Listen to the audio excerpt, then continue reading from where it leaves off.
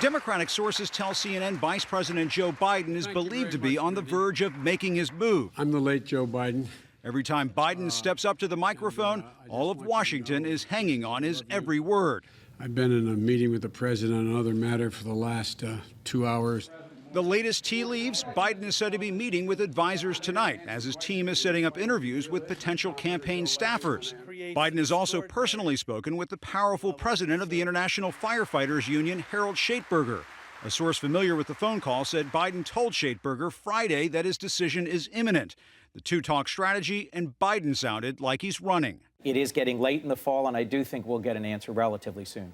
But Biden has defied the expectations for a decision before. First, it was the end of summer, then the first week of October, and the first Democratic debate on CNN. What's the holdup?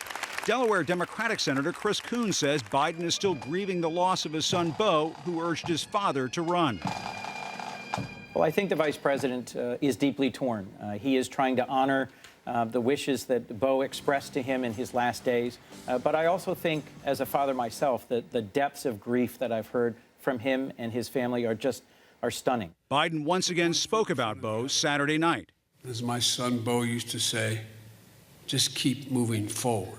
A new CNN ORC poll finds Biden would trail Hillary Clinton and Bernie Sanders, and Democrats seem to be losing patience. Less than half say Biden should run, down from August. Have you made your decision But yet? speculation is running rampant. Pennsylvania Democratic Congressman Brendan Boyle tweeted his own source says Biden will run.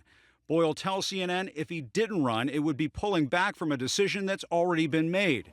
The White House is fielding questions on the matter every day. I know there's plenty of speculation about the urgency of the political calendar, that we are, as the weather outside can attest, that we are now into the fall.